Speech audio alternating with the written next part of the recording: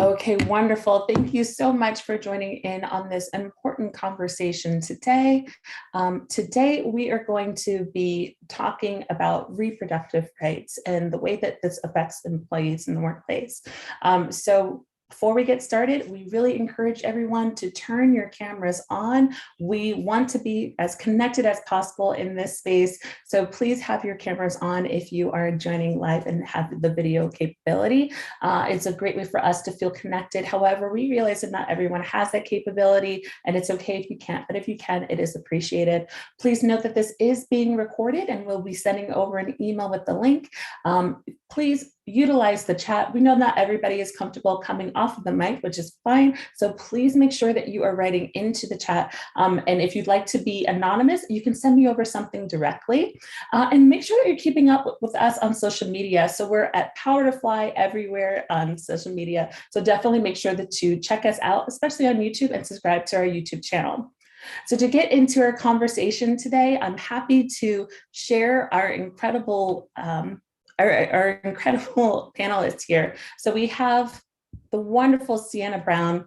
So Sienna is the Senior Director of DEI and Belonging here at PowerToFly, and she's built out this incredible department. I could talk about her all day. I work on the team, but she is committed to elevating the company's mission of economic equality for historically marginalized communities. Her mission is to build a new wave of leadership focused on inclusion and intention in the workplace so that every individual has equal opportunity to reach their full potential and their personal and professional lives. And we have seen Sienna everywhere: NPR, Vogue, Now This News, USA Today, and so much more. Next, we have Jacqueline. Jackie has started practicing employment law in 1993 and regularly handles all types of employment litigation, agency actions, and audits at both state and federal levels.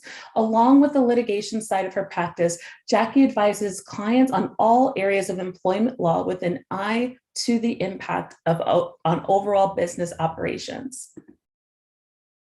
And lastly, we have Lisa. Lisa is one of the founders and executive directors for the Reproductive Health Access Project. Lisa has worked with large family planning programs in Latin America and Africa, and for over 10 years has worked within the local New York City primary care clinics, providing health care to Latinx women and adolescents.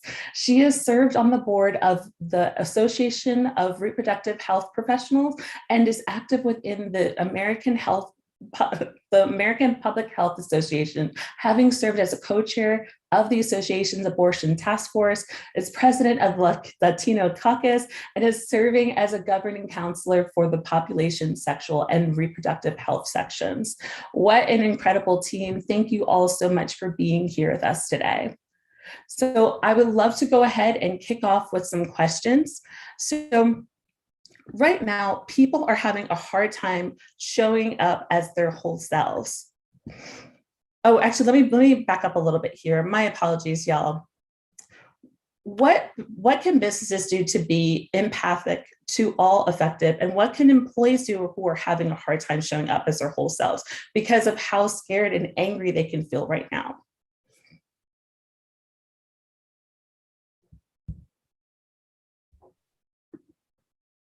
I'm happy to share a little bit about my organization, where our team is 9 full-time staff, so we're pretty small, but we work with 6,000 clinicians all around the country, and we provide them with training and support to provide reproductive health care, including abortion care.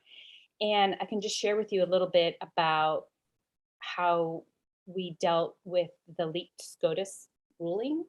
It's about, we're like on pins and needles waiting for that result. And when the when the leak came out, it really, we knew that that Roe is most likely going to be overturned. Like, that's kind of how we've been moving forward in our work. But when that came out, like, it was, yeah, threw us for a loop. And I think the thing that we did as a team is we just created space for people to process their feelings. And we also encouraged people just to take care of themselves. We had to be present that day because we needed to provide support to the clinicians on the ground who are doing this work. So we definitely needed to show up. But then after, we actually closed our office for a day and let people regroup and have some time to sort of have like a mental health day. And we just encourage folks to take care of themselves, because we need to be strong so that we can show up for the people that we're supporting. So sharing that.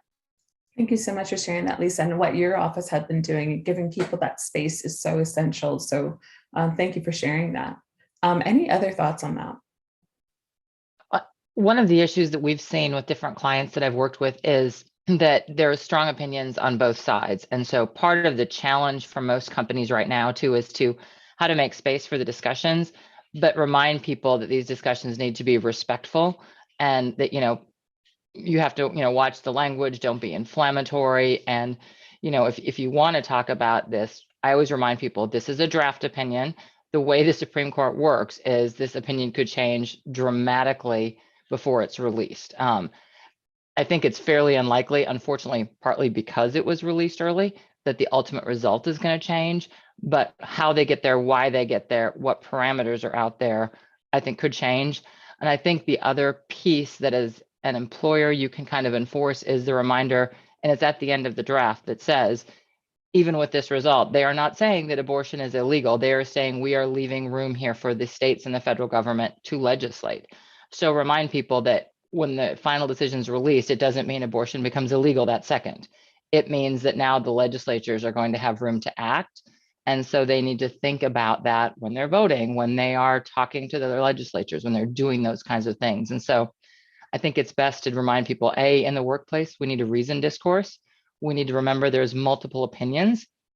And we need to remember nothing is going to happen overnight. It's, it's government. Everything takes some time. I really appreciate that piece. I'm just understanding what are the actual laws, like how is this really going to be impactful, and what is happening overnight. Sienna, with your thought, what are some of your thoughts about letting people show up as their whole self while feeling really angry or scared?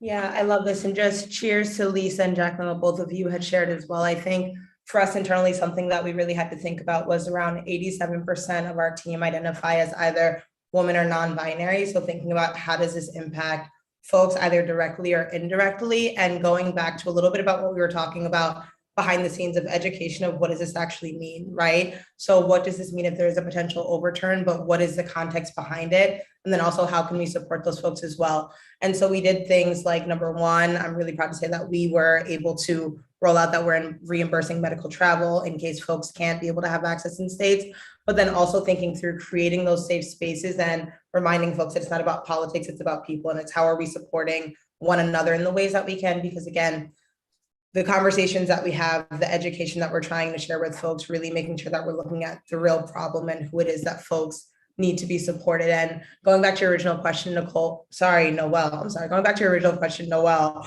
when thinking about what employees can do, they're having a hard time showing up as their whole selves. I really do think that if you do hold any type of position of power in a company, specifically saying that folks can take a step back, right? Lisa, what you mentioned is not just encouraging taking time off, but actually mandating it in the sense, right, of being able to say our own well-being is worth taking the time out. And then also, especially in the work that we do, how are we protecting the folks who are also impacted, right? So really taking that time and space and giving folks the opportunity and psychological safety to actually be able to share what's on their mind, because it will have an impact on their work as well as their well-being.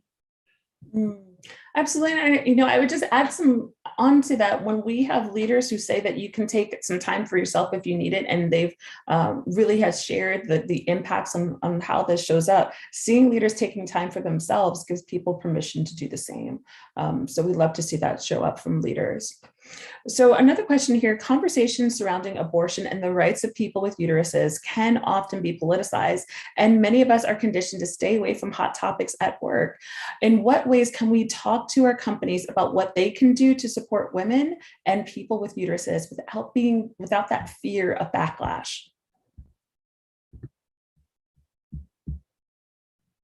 I can jump in a little bit here. I mean, part of this issue is what, I was just saying a moment ago, which is it's how you have the conversation sometimes, right? You're not going to get anywhere if you come in and you're really hot and really emotional and really inflamed. The best thing you can do is come up with a plan. Is there a particular benefit we want? I mean, what the one Sienna mentioned a moment ago about allowing for travel. That conversation has been had. I work with a lot of tech companies, and I will tell you that a lot of them are already going down that road as well. But maybe because, again, you have to think about the other side. What if you have an investor? What if you have somebody in the C-suite who is very pro-life and is going to be opposed to that kind of benefit? Then think about how you portray it, right? Like what I'm seeing with a lot and what we're advising a lot of people is it's not a travel benefit just for abortion. It is a travel benefit because you need care you cannot get in your home state. And it can be gender transition. It could be abortion. It could be that I have been told to go to a specialist in the particular type of cancer that I have who is in Oregon and I live in New York. And so we will give you it for all of those reasons. And so I think broadening the discussion a bit helps people kind of, as you said, show up for a lot of different reasons. And it also keeps the conversation from becoming political because this is a benefit we think you should offer. Here's some approaches to it. And so I think if you reach out to your leadership with kind of a reasoned idea and a reasoned approach to it, then that's something they can take seriously. Like I said, if you walk in the door hot and say, this is ridiculous, we got to pay for people to travel if they're in Texas or Oklahoma, you're not going to get as far. I love that. I really like the approach of saying for any health things that you just can't get within your state. As somebody who's had to also cross state lines to get healthcare, that is really essential, smart phrasing of that. I appreciate that. Any other thoughts on that? One other thing I will add, if you're thinking down kind of that line of the travel expenses, is it's easy to amend your healthcare plan to say we're going to include this for people that get benefits, but you also have to think about the people that don't accept your benefits. If they are getting benefits through a spouse or a partner, or if they're younger through a parent, that benefit wouldn't apply to them. And so what some people are looking at is, can we offer a travel benefit for people who aren't on our healthcare plan for similar reasons? And I'll just remind you that when you do that, that is a taxable issue and it's an ERISA issue. And so just make sure that you think about the people that are on your benefits plans and the ones that aren't, and that you approach it in kind of a systematic, thoughtful way. Mm-hmm. And Lisa, I saw that you took your bike off. Any thoughts there? Well, I mean, I'm just thinking like if Roe falls, it will be very chaotic initially, but there could be up to 26 states in the country where abortion is not going to be accessible. And that's like huge chunks of the country. And so just making sure, as Jacqueline said, that, your policies and procedures and your benefits are going to be providing, comprehensive coverage, not just the travel, but even like the procedure. And, they might have to stay a couple days depending on the laws in the state. There's all these different rules and regulations. So just, supporting folks. And also, I think because abortion is so stigmatized, ensuring that folks feel comfortable asking for that benefit if they need it. Absolutely. And Sienna, any final thoughts? Yeah, absolutely. Something else that I would just add to both what Jacqueline and Lisa said that I think is really important is also thinking about from the employee aspect, right? If we're thinking about why does it matter, folks want to go to companies that are aligned with their vision, their missions, and what they value as well. So when we think about the folks that we're trying to hire, if this is something that is important to them, thinking about their physical safety, X, Y, and Z, and when we're talking about this situation or any others that are happening as well, really thinking through what kind of company do we want to be? And this is also how we are able to attract top talent because we're acting in alignment with the things that the people who are joining our teams believe as well, And so when I think about what are different ways that we can support people, also if we're bringing it down to this listening, I think sometimes we try to make a lot of rules and regulations and roll out initiatives without actually listening to what some folks need. And so something that we always try to lean into is also being able to say, okay, what is it that you would actually need to feel safe in the workplace, in your personal life, et cetera? And then also using that information to be able to make decisions as well. Absolutely. Add a caution there though, just because there are a lot of rules, but you can and can't ask in the hiring process. So I think Sienna makes a great point, but you have to be careful you don't go too far, because what we don't want to do, there are some states that say, for example, you can't refuse to hire someone because of their political views. So I don't want to ask somebody directly what they think about this topic, but if you phrase the question as, tell me what's important to you that we can provide, is there anything particular? And if someone shares it, then great, you can respond. But I would be just caution people not to take it too far and ask too many specifics.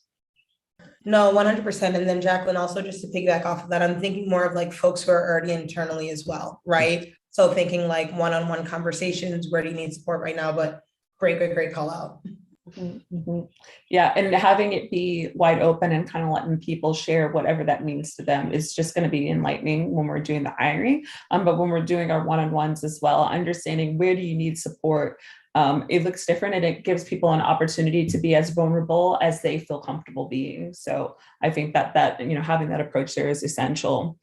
And we talked about this a little bit, but I want to dive in a little bit deeper. So, we know that the fight for reproductive rights, it should be intersectional, right? But often we can be separated from one another when we're taking a look at class and race. What can we do to better unite together on this issue?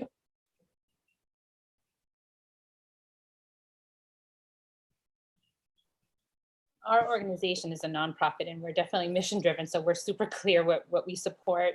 But we often issue like organizational statements when things happen.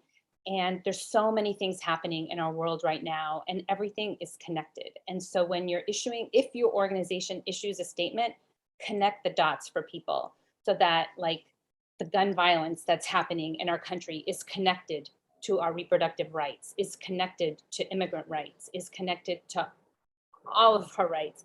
And so, I would just urge, I think those are opportunities, if your organization has a social media account, again, like those are places where you can uplift these connections and connect it to the values of your organization.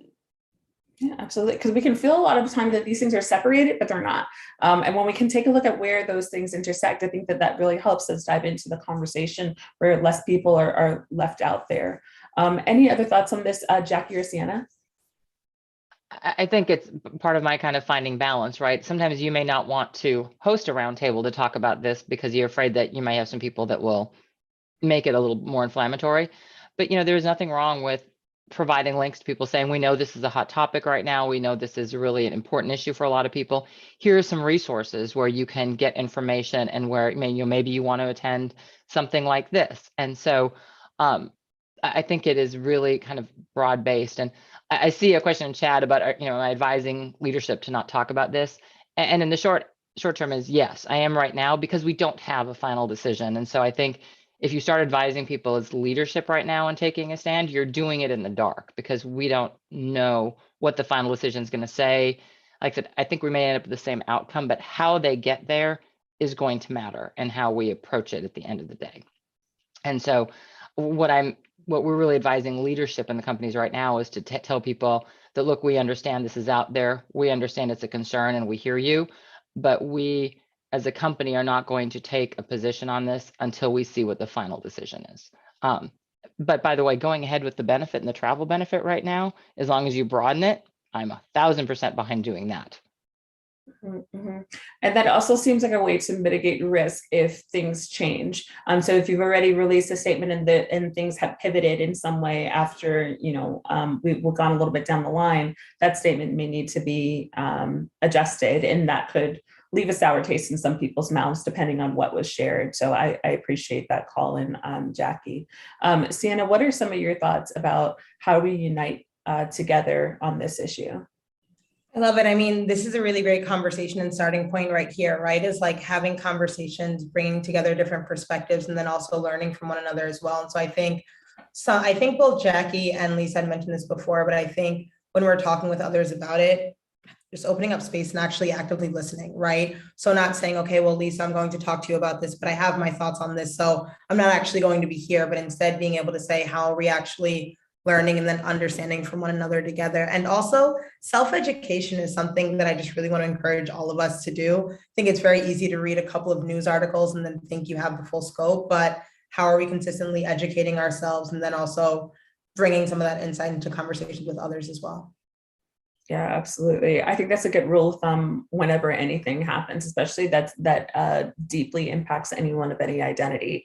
We want to make sure that we get as much information as possible so that we don't jump in. And also I can find that we try to support people in the wrong ways when we don't have all the information as well. So doing that education piece is always essential. Thank you so much for that reminder, Sienna. But when we're talking about uniting together and making sure that folks don't feel separated, often the non-binary and transgender community can be really isolated from this conversation. What are some ways that we can make sure that we aren't excluding them? And I see Lisa nodding, so if you would, I would love to hear from you first, if you don't mind. I think just always using inclusive language, like just always talking about people who can get pregnant, not using gendered language, I think in general is a good thing.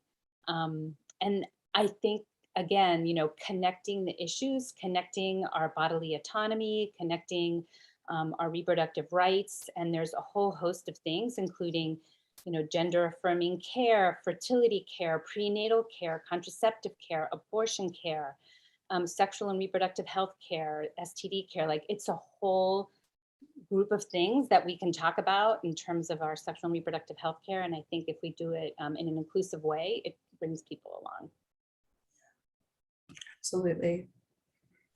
And I agree with what Lisa said, and I would go a step farther and say, reminding people that, when we do, everyone here probably is doing, you have to in some states, annual training for people about, harassment.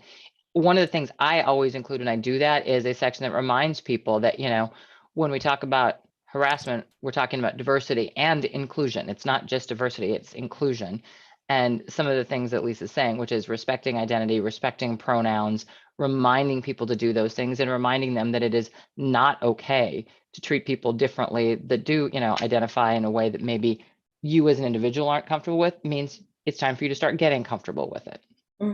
Yeah, absolutely. It's time to start getting comfortable. And I always say there's no growth in comfort. So it's okay to be uncomfortable, right? But we can't learn if we're not willing to get a little uncomfortable. And Sienna, I know that this is something that's also really close to you. What are some of your thoughts on this? Yeah, no, I mean, I love this part of the conversation and inclusive language 100%, but I would also just say, like, going back to the intersectionality of understanding all of the other roadblocks that folks have, right? And when we think about that, again, it's like we talk often, and I'm generalizing, right? But we talk about situations as if they're holistic, but when we think about the intersectionality, whether that's regarding bias or whether that's regarding also thinking about socioeconomic status, access as well, really being able to say that these things tie together, but how can we actually support different folks? Something we talk about a lot is how are we supporting the most underrepresented person in the room and basing things on that versus what everyone else needs. So +1 to what everyone else said as well. Yeah, absolutely. It's important that we dig in a little bit deeper there. That inclusive language piece is essential. But where are we excluding people without realizing it? And it goes so much deeper than language, but language is a good place to start. So Jackie, you talked a little bit about some of the things that employers need to do, but what would you say are some of our rights when talking to management about taking action on our rights? And so this is where there's a real distinction between people that are a part of a labor union and people that are not, right? If you are an at-will employee, honestly, the answer is, what are your rights? Are none. Frankly, I mean, you get the benefits you get today. You get the healthcare you get today. So unless it's something like, for example, a few years ago, if somebody had to have a mastectomy because they had cancer, your policy and your benefits did not have to provide for reconstructive surgery. That is something that, people took action on, and now your employer has to provide for that. And so I like to make a distinction between what are your rights and what should you do, right? If you're a member of a labor union, it's a negotiable topic. So you can negotiate over what's included in your plan. And I would encourage you to do that. If you're kind of a at-will employment situation, which 90% of private employers are, then what employees should do is they should raise it. You may have an employee affinity group. You may have a women's, non-binary, transgender groups. You may have all of those. Those groups should talk to each other and present some proposals to your employer about what you would like to see that they could take action on. And ask for example, if I need to travel for healthcare reasons, I would like to have additional sick time added to our bank, things like that. And I think that is the discussion you could have. And if you don't have employee affinity groups at your organization, then I would start by asking for those, right? So that you have a forum to talk about these issues with people that are either a member of the particular affinity group or that are allied with it and interested in the conversation. And so I think those are some things you can do and, are generally very well received. Well, I think you're on mute. So would you say, and I really appreciate that perspective, but I'm also curious, within your network, have you seen anything where people are doing the wrong thing that lawyers are having to come and fix on the other side when it comes to this discussion? Some people are coming out strongly, one side or the other. And I don't advise doing that. Again, at this point, we're pre-decision. And also you're going to isolate one group or the other, depending which side you come out on. And so I don't think it's wise to come out with an incredibly strong opinion as a company, because again, you don't know what the decision is going to be, and you could very well ostracize some group of your population, your employee population, your investors, your clients, whatever. And so I think as a company, you need to take kind of a moderate approach. As an employee, obviously, you are entitled to feel however you want to feel. And I think the companies need to make space for that, allow people time for that, and remind them that, you can have these conversations, but we need to do it in a respectful way. And that's really kind of the overriding theme of everything I say is have the conversation, but you've got to remind people to be respectful, because the one thing we're already seeing is people getting into knockdown, drag out arguments. Then you end up having to deal with discipline because of the behavior, not the topic. And that's really what we want to avoid, is we don't want someone to go to work, espouse their opinion, and then they end up in a huge argument with someone. And then as a result, they have a problem. Mhm. That makes me think, and this is really open for anybody to answer, and I live in Tennessee, where the reaction from some companies are definitely on a different way than I believe. And if I've worked for a company like that got ahead of themselves the way that Jackie is saying, what do I do next to be okay at work if the company gets ahead of themselves? Do I call out leadership? Do I talk to my manager? What do I do? And would love all thoughts here. I'll just add that most companies have an approach, like you can call a hotline. I would go to HR benefits first, because that's really where most of these issues live. The legal department is going to say what I'm saying, which is we don't have a decision yet. But the HR team and the benefits team, generally, this is what they do. And this is what they should be doing, is talking to you about this and talking about things that they can do. And maybe they can take up to the C-suite or the leadership to say, here is something we would like to do. And here's why we think it is appropriate and non-controversial. So that is generally where I would tell an employee to start. I love that. And I would also add on, oh, sorry, go ahead, Noel. I saw you talking. I'd also add on to what Jacqueline's saying, because again, I think that in the past month, if we're being honest, we've been dealing with a lot of things worldwide, right? And thinking about how are we supporting our clients, our communities, and also our companies with that. Something that I've really appreciated with what we've been rolling out is, again, Jackie, you mentioned this, but like having a system and knowing what are we communicating, when do we communicate it, and what is that aligned with our mission? Is that aligned with our values as well, right? Always taking the different things into example and like the different nuances that are there. But something that we've really seen is just this sense of support from different team members as well, of being able to say, okay, the company is showing up for us in this way across those intersectionalities as well. And so I love the idea of when you are having these conversations, something we do with our listening circles. I think we've hosted 10 within the past months, just with all the different things going on in society. Huge shout out to the amazing team who has been leading those, but really focusing on them being a space for reflection, connection, and collective processing, right? So not trying to find solutions, being conscious about those spaces, and then always really having values and guidelines as we go through to make sure that it's not talking about politics, but we're talking about people and saying, how can we all come together and support one another? The other thing that I would add around this question, and then Lisa, I'll give you a little bit of space as well. But when we're thinking through how to really support folks, again, I think just having that consistent space for conversation if you are in leadership, and having that open door as well, right? So if you do have ERGs, please encourage your ERG managers to kind of come to you and be able to bring these topics. But if you don't, also just really being able to create that open door quite often. So internally we have a Slack channel, a support forum where people can kind of come and raise their hands to really be able to have our ear on the ground, for lack of a better term, to be able to support folks proactively. And Lisa, any additional thoughts on that? No, actually, I think this is more, for your realm in terms of like HR and, running more of a like for-profit organization. For us, we definitely have, as Sienna was talking about, a process for figuring out when to weigh in on things and when to speak out. And so just having articulated that process really clearly and allowing anybody to sort of start the chain of the process is something that we have in place. But I think it's probably very different for our organization than it might be for some of yours. Thank you so much for that. One of the questions that has just come through, and thank you all for sharing your questions. Please continue to send those over either privately or openly in the chat here. Someone had asked if somebody could get fired for their beliefs if it gets shared. And so especially Jackie, I'm curious on two different sides. If we share our political opinions in the workplace, not that we're coming out of it fiery and trying to gauge a whole bunch of conversation up, but just sharing it. And also, what about if we're sharing on social media? Is that a problem? Could we get potentially fired for sharing our political opinions? I'm going to give you the worst answer ever, which is it depends. But let me explain what it depends on, right? And this is one of those areas that, generally speaking, people are at-will employees. And so an employer can terminate your employment for any reason that's not illegal. Generally, people don't do that because some of the reasons you would come up with are frankly stupid.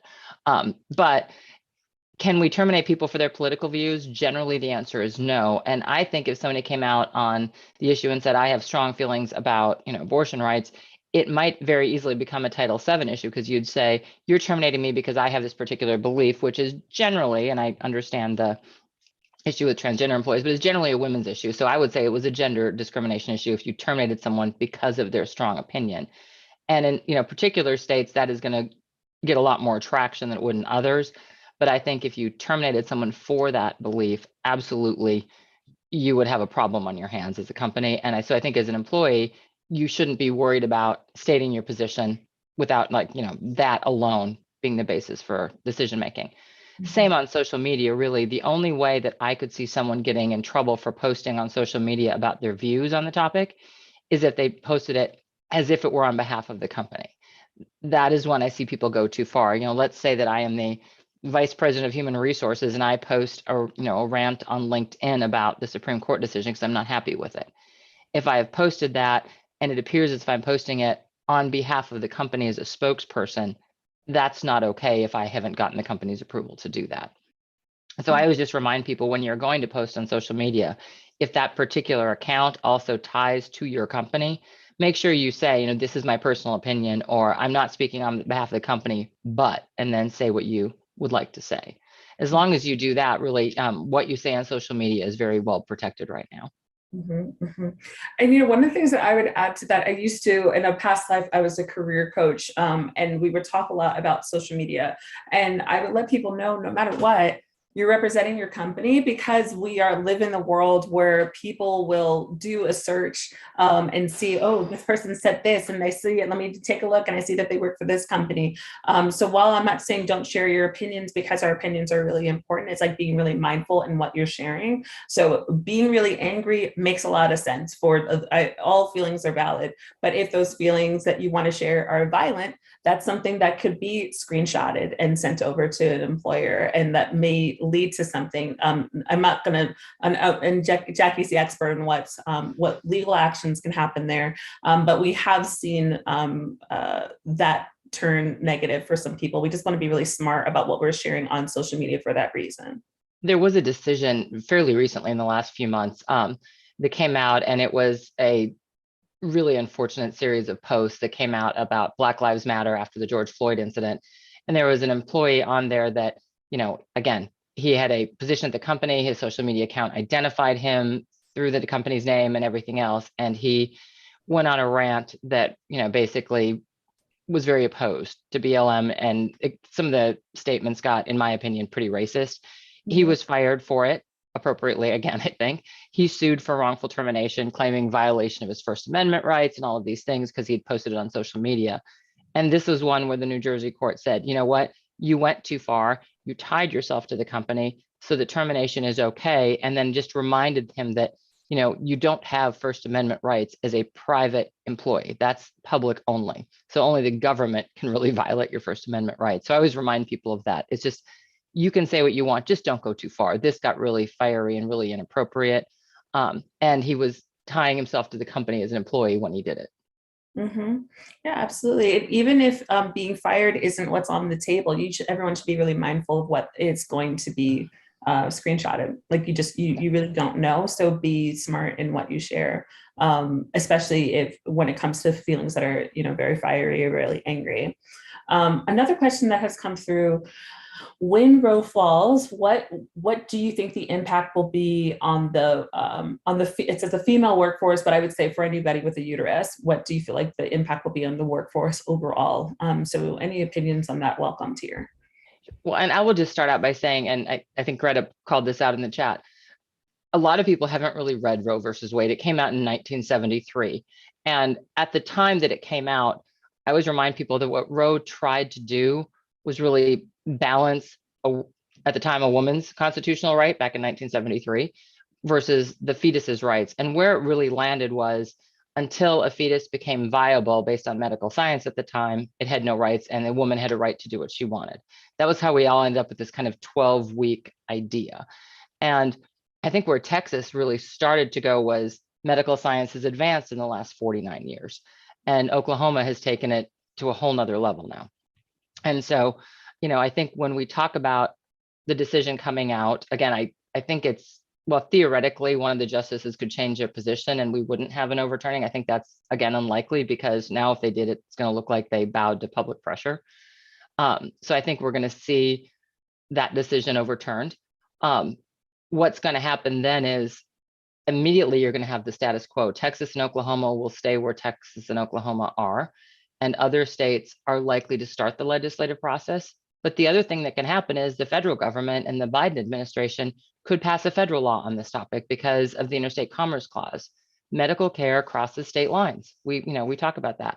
And so they could pass a federal law. They've had 49 years to do it, so they could do it now. I think politically that's going to be a hot potato, but they could pass a federal law saying that, the states are not allowed to limit reproductive rights and these types of things, period.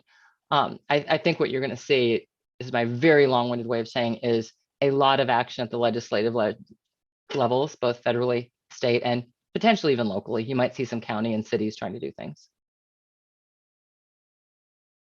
I just wanted to add on, I think I don't think we should have a lot of hope with the federal government at this moment. We've had the Hyde Amendment for years, since, Roe v. Wade was passed, since like the 70s. And there is a law in Congress right now called the Each Woman Act, which would protect the right to abortion federally, and it didn't go anywhere. It got stuck in the Senate, which, no surprise. And there are many states already have laws on the books that would make abortion illegal. So if Roe falls, they're called like trigger laws. They just kind of flip into effect. And the Center for Reproductive Rights has done like a mapping so that you could see places where it's very likely that abortion could become, unavailable right away. Again, I think it'll be very chaotic right after the opinion comes out, because, there will be a lot of stuff happening at the state level, but a lot of people are going to be affected, and, you just have to be ready. And, I think, as organizations, as companies, I think, setting up systems and supports for your employees, and then, speaking out in terms of, human rights, people's human rights in general. And, it doesn't just have to be about abortion. It could be about, bodily autonomy, about, individual rights, human rights, and speaking out about that, I think, would be important. Thank you so much for that. And Sienna, what are some of your thoughts, especially about how it would affect the workforce? Yeah, I might bring up an unpopular opinion here. And maybe this is because I do not currently live in the US, and I haven't for the last 8 years. But the fact that we're having this conversation right now, number one, is saying something that's very strong to me. But the second thing that I just want to kind of name is thinking about the humans that we have in our teams, right? Because when we're thinking about how this impacts people, yes, there are laws. Yes, what are we doing as companies? But what does this mean on a daily basis in regards to the relationships that folks have, in regards to socioeconomic status, in regards to general stress and well-being on a day-to-day basis, and how that will impact the work they're doing, where they live, where they choose to raise all these different things, right? And so again, like as we're just kind of thinking through this as a holistic way, really thinking about the folks that we might have on our teams and how this might have a lot of impacts outside in their day-to-day lives that we might not necessarily know about, or they might not also feel comfortable talking about in the workplace, because we still do have this shift of professional life lives over here and personal life lives over there. But in reality, it will impact folks in a lot of their daily actions. And so just thinking through, how we can continue supporting folks. Yeah. Thank you. It's not that much of an unpopular opinion, but we can continue. No, and I think that what we will see as well is, folks are going to want to move to areas that feel safer. So whether that means, moving to a state where you feel like that have already made declarations that they're going to be a safe space or a safe state for taking care of any health concerns there, or moving to another country. We're seeing a lot of people that are making those kind of decisions, and I can, see how that could be impactful in the workplace when people have to, feel obligated to make a shift in where they live. I think a prime example is, for example, Colorado already has a statute right now that basically says abortion will be legal here. And so you could see employees, particularly ones that post-COVID now are going to be remote most of the time, saying, I want to move to Colorado. And so one of the things an employer can look at is, how many positions do we have where people can work remotely full time? If, you're based in a Texas or in Oklahoma, I'm going to pick on them a lot today. And if so, can I let the person work remotely because they have strong political feelings? And do I support employment in that state? Because remember, as a company, because people want to work remotely when it's not, tied to a medical reason, you've got to think about, can they do their job first? And then second, do I want to be an employer in that state? Because while I feel pretty comfortable we're not going to have an issue in California and New York, they are also the two most expensive places to be an employer. And so not everyone wants to support employment there. So that is a conversation that you can also start having, which is, do we want to, if this is a strong issue for some people, allow them A, to work remotely, and B, where are we comfortable supporting employment? And, you've got to look fully at not just, is that where the employee is comfortable, but what does that mean to me? What is the tax level? What is the unemployment? What is the workers' comp? What are the rules and the regulations that I'm going to have to comply with if I decide to support employment in all 50 states or abroad? Abroad is much more complicated. Absolutely. And I think I saw you come off of the mic. Sienna, anything else you want to add? Okay, great.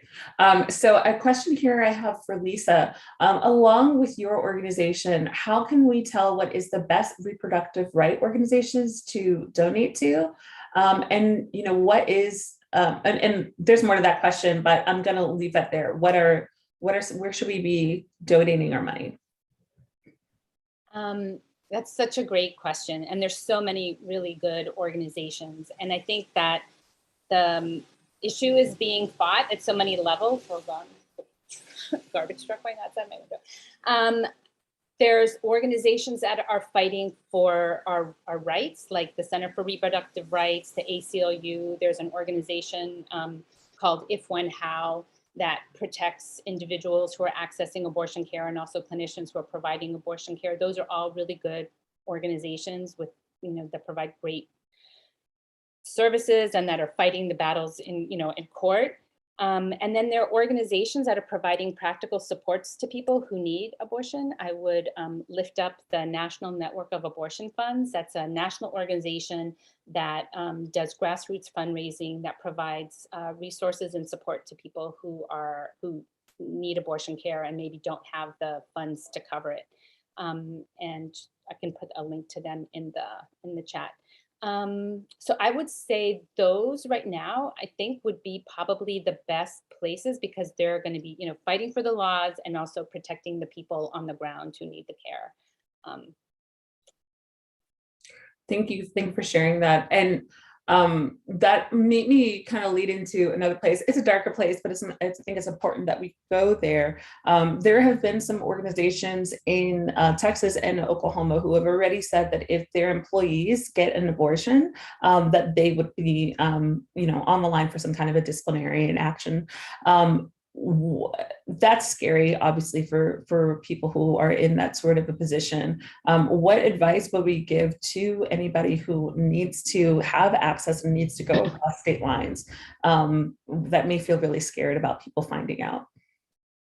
I think my first answer is HIPAA. I mean, there are privacy rules here in place. If someone just says, I need time off for medical reasons, they should just get time off. And I would add to the companies that said that, that's a stupid thing to say because it's not accurate. You can't fire someone because they make a decision like that. Even in Texas, you can't do that. And so that, I mean, to me, that's just a ridiculous comment to make.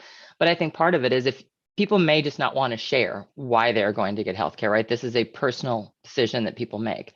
And so there's nothing wrong with just saying, I need some paid time off. And the HIPAA rules, particularly if insurance is implicated, make you keep that information confidential.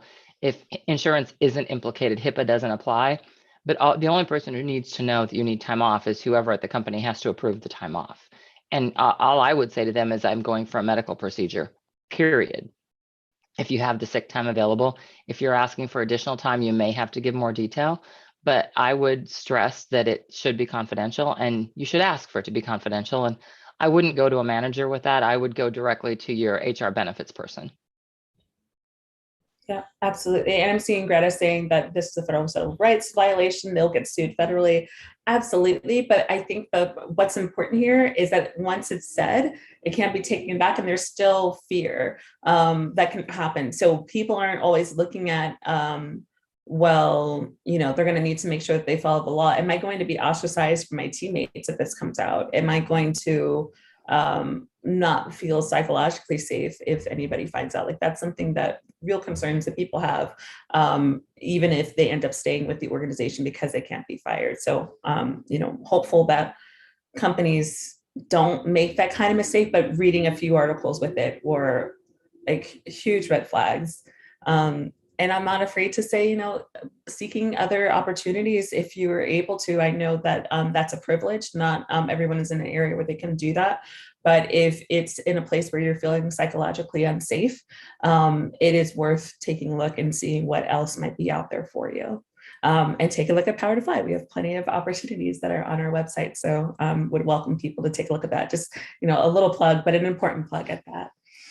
Well, and I would remind people the labor market right now is very labor friendly. So if you're really unhappy and you're not comfortable with the stance your company's taking, then you should look, right? And there's a lot of jobs out there. There's a lot of jobs that can be done remotely. So even if you're in a remote area, don't forget that you may be able to find something where you can work from home. We've all been doing it for a couple of years, as I think I can see in a lot of people's backgrounds. And so, you know, don't rule that out. Absolutely. And Sienna, any thoughts there? I saw your mic come off.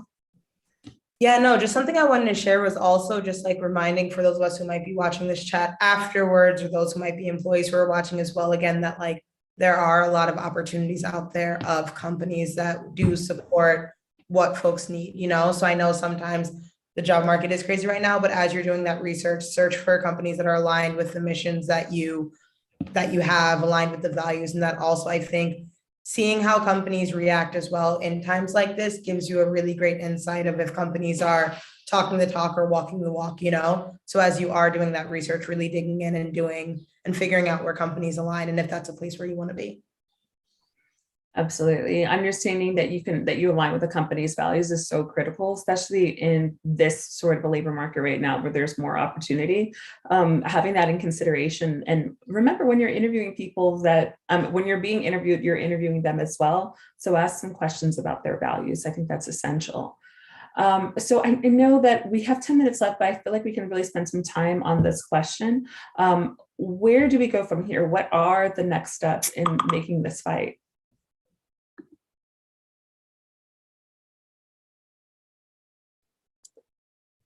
Well, I think if Roe falls, the battles will be at the state level. And so, you know, I would just encourage people to understand the laws in your current state, register to vote, become active, you know, ask your representatives what they believe. Do they reflect what you believe? And if not, push them on that. And if you're interested in learning more, I'm happy to share in the chat places where you can get, if you want to be an activist, of good organizations where you can connect to activism. I'll put one in the chat right now.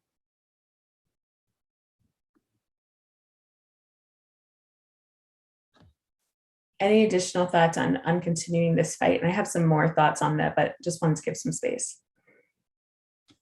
I'll step in really quickly. I just think like attending conversations like these and being a part of these conversations is really great. And then just thinking about what are we all proactively doing as individuals to support one another as well. If you are an employee, and then if you are a leader, going back, maybe rewatching this video to be able to hear a lot of the different perspectives that Jackie, Lisa, and myself shared, and then figure out what's right for y'all, your company, and then also your employees as well. Absolutely. And I'll throw this at Jackie, but I'm also curious if there's any other thoughts on this. With being active in the fight, it looks different in different states. So I'm in Tennessee, where there's been some bills that have been put out that if you are marching in the street, that making it legal to run people over, and making bills that have been put out about losing voting rights if you're protesting overnight somewhere. What can, if a company is supportive, what does that look like in like both on a law perspective, but also in the organization at large when, somebody might get arrested, or, what do we do in that space? I mean, I think part of it is if someone, let's say someone is arrested for protesting, in most organizations, that's just an attendance problem, right? They're not at work. And so we are not going to terminate them because they got arrested, but it's because now they're not coming to work. And so maybe you make some adjustments and say, if somebody goes to a protest, we are going to approve that as time off, or we're going to give somebody a couple of additional paid time off days to use however they want, again, to try to like keep the conversation from becoming divisive. And, on some of the things that you've described, I mean, I don't think they have a chance in passing. People put them out there for political gain and to make a statement. So I don't think there's any real risk that that's going to happen. People aren't going to lose their voting rights because they protested. But I think when people hear that, you will have employees that all of a sudden get very nervous, and it's like, well, maybe I better not. I mean, I think it's okay to be supportive of that. And, if it helps, and you've got employee resource groups, if I call them affinity groups sometimes, ask that someone, do you want to have a meeting to specifically call out this topic, and have somebody from company leadership there to moderate and give some opinions. Again, give them softly, and give them with the backdrop that we haven't seen a final decision here. So I want to, be clear, we don't have a final position until we see that. But, we'll be supportive of you. Just somebody there from the company saying, we were going to be supportive of all viewpoints and all views on this to the best that we can. But I think a lot of it is just allowing people space to do what they want to do personally. Absolutely. Thank you so much for that. And any other thoughts about people protesting and like kind of sharing that at work, especially, and this really is for organizations that are supportive. So an organization like PowerToFly, Sienna, like comfort with sharing that. Is that something that, just your thoughts on that? Yeah, absolutely. Well, I want to make sure that I'm understanding the question fully. No, the comfort around sharing what? Protesting.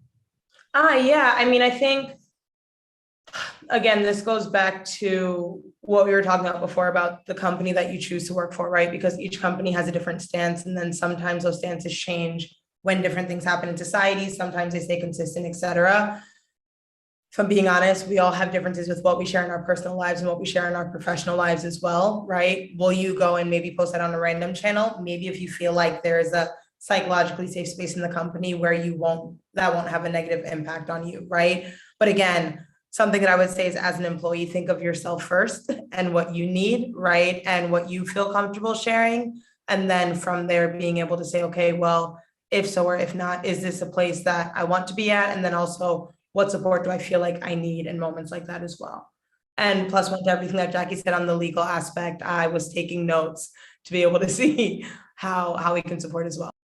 Yeah, absolutely. And I'm from the DC area, where it was not unusual for people to protest before work and on their lunch breaks. Like you work, you're protesting around your work schedule. And I absolutely love that. But I really like the idea, if you have affinity groups who have already, like it's collective, that people are sharing some things that they can do.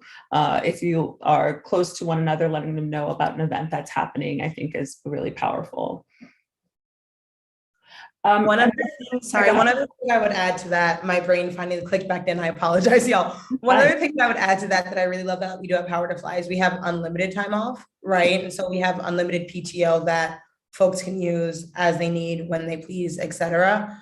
And so when thinking about that, whether that's either mental health days that you might need for whatever that is, or medical reasons, or things are just a lot. Like, again, I know in the past month, there's been a lot of emotional attacks, especially regarding intersectionalities for folks who have different identities regarding what's been happening recently, and just thinking through how are we really just supporting those and not having people have to justify that as well. Jackie, I loved how you said, I need time off, period. And sometimes that's enough, you know? Well, and I would just remind people, like, I think a lot of companies have gone to the unlimited time off for exempt folks, but for non-exempt, no one has, right? Because you're paid by the hour. And so part of what I want, people to think about is, do we need to add a little bit more space for our non-exempt staff? Because, this impacts them just as much. And so that's something I always go back and look at, because when you say unlimited time off, I would call it flexible, but that's just me being a lawyer. But I would think about the non-exempt staff who are impacted just as greatly, and sometimes more, frankly, because they may have less resources to travel and to do the things that somebody salaried can do, and make sure we're thinking about what they might need. Absolutely. And I'd love to leave us off with a final question here. And what can people do to for themselves, to take care of themselves during this difficult time? It is so challenging, and we're ready to have the fight, but we're getting drained. It's been a heavy month here in the United States. What can we do? And maybe what are some of the things that you're doing for yourself?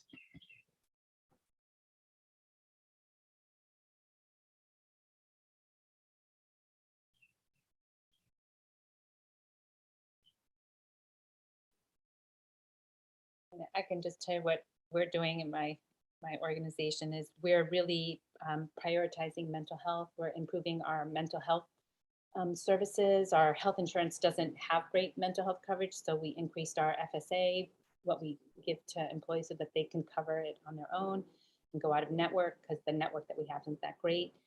And